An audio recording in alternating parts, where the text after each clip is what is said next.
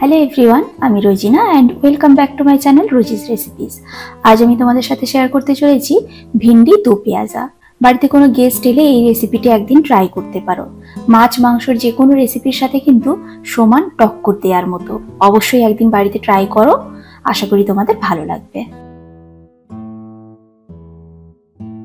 প্রথমেই ঢ্যাঁড়সগুলোকে ভেজে নেওয়ার জন্য আমি এখানে একটা প্যানে তেল দিয়ে তেলটাকে ভালো করে গরম করে নিচ্ছি।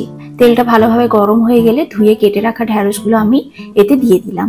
ঢ্যাঁড়সগুলো একটু বড় বড় সাইজের কাটতে হবে, যেরকম দেখতে পাচ্ছ।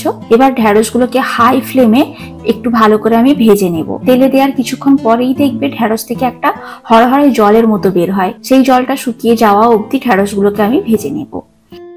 এবার কিছুক্ষণ পর যখন ঢ্যাঁড়সের হরহরে ভাবটা কমে যাবে তখন এতে পেঁয়াজগুলো দিয়ে দেব। পেঁয়াজটাকে একটু এরকম বড় বড় করে কেটে নিয়েছি।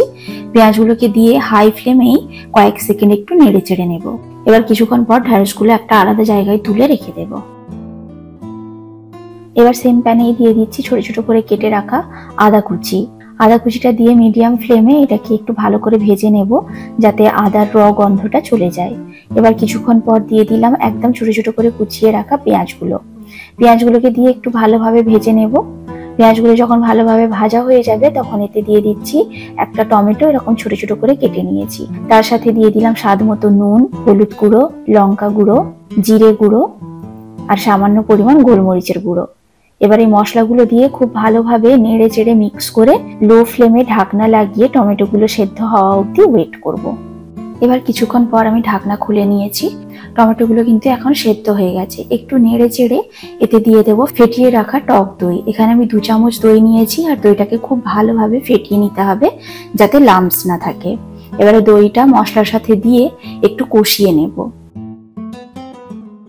যখন মশলা থেকে এরকম তেল সরে যাবে তখন এতে দিয়ে দেব ভেজে রাখা ঢ্যাঁড়সগুলো। ঢ্যাঁড়সগুলো দিয়ে মশলার সাথে ভালো করে নেড়ে চেড়ে দেব। এরপর দিয়ে দেব সামান্য পরিমাণ জল। জলটা দিয়েও ভালো করে নেড়ে চেড়ে মিক্স করে একটা ঢাকনা লাগিয়ে লো ফ্লেমে ওয়েট করব ঢ্যাঁড়সগুলো সেদ্ধ হয়ে যাওয়া অবধি। তবে এর মাঝখানে কিন্তু 2-1 বার ঢাকনা খুলে একটু নেড়ে চেড়ে দিতে হবে যাতে ঢ্যাঁড়সগুলো নিচে লেগে না যায়। এবার কিছুক্ষণ পর আমি ঢাকনা খুলে নিয়েছি। ঢ্যাঁড়সগুলো কিন্তু একদম সেদ্ধ হয়ে গেছে। একটু শুধু নেড়ে চেড়ে শুকনো শুকনো করে নিয়েই নামিয়ে নেব।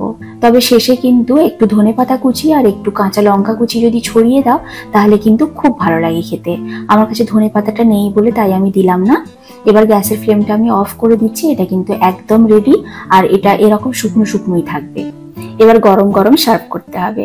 বাড়িতে কোনো গেস্ট এলে একদিন কিন্তু অবশ্যই ট্রাই করো, আশা করি তোমাদের ভালো লাগবে। আজকের ভিডিওটি যদি ভালো লেগে থাকে তাহলে একটু লাইক করে দিও। আর যদি আমার চ্যানেলটি সাবস্ক্রাইব করা না থাকে তাহলে সাবস্ক্রাইব করে পাশে থাকার অনুরোধ রইল। দেখা হচ্ছে আবার নতুন কোনো রেসিপির সাথে।